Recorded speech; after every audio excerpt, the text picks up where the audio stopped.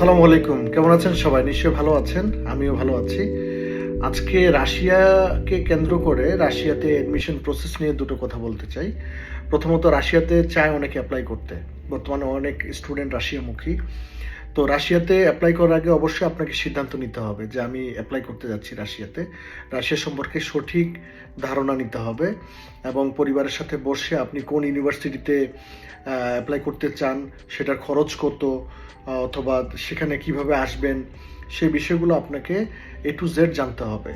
তো রাশিয়াতে অ্যাপ্লিকেশনের ক্ষেত্রে আপনাকে সর্বপ্রথম যেটা করণীয় সেটা হচ্ছে যে আপনার পাসপোর্ট, আপনার সার্টিফিকেট, আপনার মার্কশিট, এগুলো সবগুলো সুন্দর করে ক্রিস্টাল ক্লিয়ারভাবে স্ক্যান করে আপনাকে এগুলো পাঠাতে হবে। আপনি ইউনিভার্সিটিতে পাঠাতে পারেন, অথবা আপনি যার মাধ্যমে অ্যাপ্লাই করছেন আপনি তাকে পাঠাতে পারেন, সংশ্লিষ্ট ব্যক্তিকে। তারপরে বিষয় হচ্ছে অ্যাম্বাসিতে কী কী কোশ্চেন করে। আপনি অ্যাপ্লাই করার সাথে সাথে অথবা কিছুদিন পরে আপনি একটা অফার লেটার পেতে পারেন, অথবা একটা কন্ট্রাক্ট লেটার পেতে পারেন। কন্ট্রাক্ট লেটারের পাওয়ার পরে অনেক ইউনিভার্সিটিতে অ্যাডভান্স টিউশন ফিস পে করতে হয়। তো টিউশন ফিসটা আপনি পে করবেন। পে করলে একটা পে স্লিপ পাবেন। খবরদার, পেমেন্ট স্লিপ না পেলে আপনি মনে করবেন যে আপনার পেমেন্টটা কিন্তু হয়নি। তারপরে আপনার যেটা হচ্ছে যে একটা নির্দিষ্ট সময় পরে, সর্বনিম্ন 30 দিন থেকে সেটা 60, 70, 80, 90, 100, অনেক সময় আরও বেশি সময় 6 মাসও লেগে যেতে পারে আপনার ইনভিটেশন ইস্যু হতে। তো সেটা মাথায় রাখবেন। তো ইনভিটেশন পাওয়ার পরে আপনি অ্যাম্বাসিতে যাবেন, অ্যাম্বাসিতে গিয়ে সিরিয়াল দিবেন। অ্যাম্বাসিতে প্রচুর ভিড় থাকে সবসময়, কারণ প্রচুর স্টুডেন্ট রাশিয়ামুখী, এবং অ্যাম্বাসিতে আপনাকে কী কী কোশ্চেন করতে পারে। অ্যাম্বাসিতে যাওয়ার সময় যেভাবে আপনি ফাইলটা সাজাবেন, আপনি পাসপোর্ট, আপনার ইনভিটেশন লেটার থাকবে, অফার লেটার অথবা কন্ট্রাক্ট লেটার থাকবে। অ্যাপ্লিকেশন অ্যান্ড কোয়েশনারি ফর্মটা সুন্দর করে ফিল আপ করবেন। কোথায় সাইন দেওয়ার দরকার সেখানে সাইন দিবেন। Study certificate, marksheet, education board attested বা এডুকেশন মিনিস্ট্রি, সবগুলো সুন্দরভাবে নিয়ে যাবেন।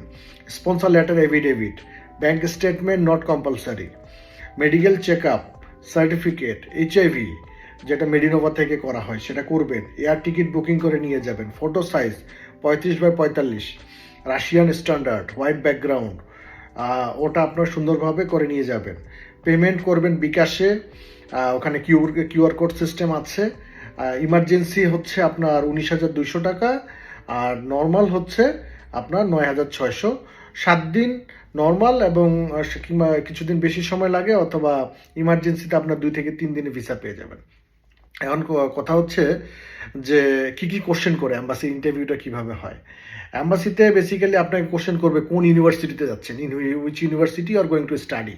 যেমন Moscow State University, in which city it is located, মস্কোতে লোকেট করছে। What you know about Moscow, what you know about Russia, Russia সম্পর্কে কি জানেন। অথবা বলতে পারে যে why did you decide to go to Russia, অথবা in which subject you are going to study, কোন সাবজেক্টে পড়তে চান, অথবা what is your future plan, কি করতে যাচ্ছেন ফিউচারে after getting certificate, diploma, what you are going to do. তুমি কি রাশিয়াতে থাকবে না রাশিয়া থেকে ব্যাক করবে দেশে, আপনি বলবেন I will serve my country. পাশাপাশি দেখা যাচ্ছে যে দুই একটা কোশ্চেন করতে পারে, খুবই সিম্পল কোশ্চেন। এক্ষেত্রে আপনার আইএলসের কোনো প্রয়োজন নাই, ইংলিশে খুব বেশি পারদর্শী হওয়ার দরকার নেই, জাস্ট আপনি সিম্পল ইংলিশ জানেন, কোথায় অ্যাড্রেস, কোথায় কি, সেসব এসব।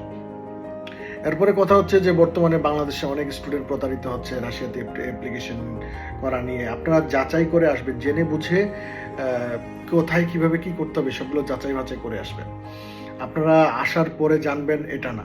আরেকটা বিষয় বলি, ভিসা পেয়ে গেলেন আলহামদুলিল্লাহ, তারপর ইমিগ্রেশনের রুলস ফলো করে আসবেন। অবশ্যই আসার আগে এয়ার টিকিট ইউনিভার্সিটির কর্তৃপক্ষকে পাঠাতে হবে।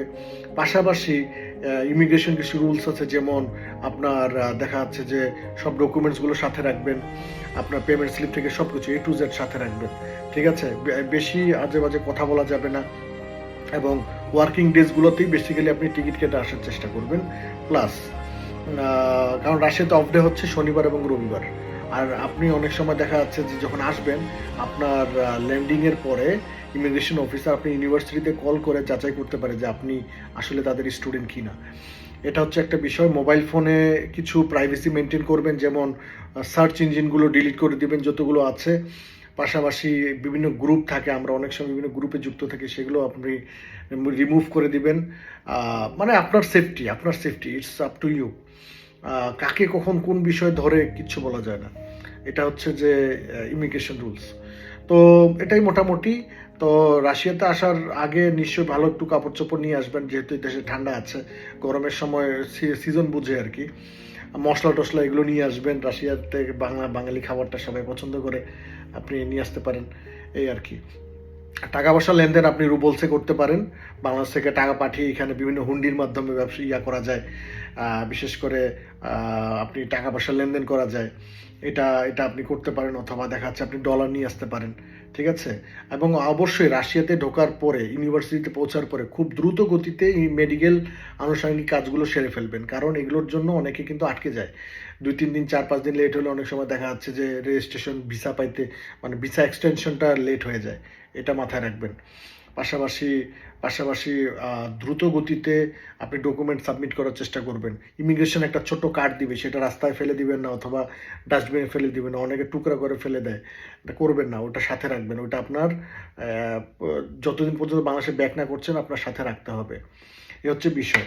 তো একটা কথা বলবো যে আপনি জেনে বুঝে, বর্তমানে অনলাইনের যুগ, সব কিছু জেনে বুঝে আসবেন। এবং রাশিয়াতে আসা মাত্রই আপনি কেরিয়ার গঠন করতে পারবেন না। আপনি যদি জব করার প্ল্যান থাকে কন্টিনিউয়াসলি, তাহলে আপনি ওয়ার্ক ভিসায় আসেন।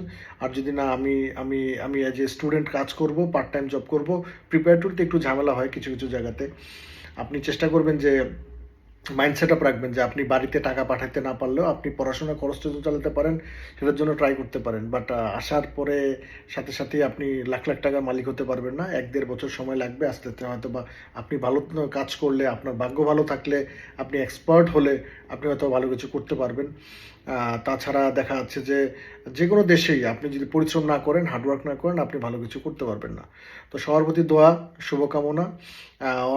আর আরেকটা বিষয় বলি, বি ওয়ার অফ, যে অনেকে অনেক কথা বলবে, আমি এটা করাই দিব, ওইটা পাওয়াই দিব, লাখ লাখ টাকা ইনকাম করবেন। আসলে this is not very easy, life is very difficult, ঠিক আছে। সো চেষ্টা করবেন সঠিক তথ্য জেনে আসার জন্য। সবার প্রতি শুভকামনা, সবার প্রতি অনেক অনেক দোয়া আর ভালোবাসা। আসসালামু আলাইকুম, and have a great time.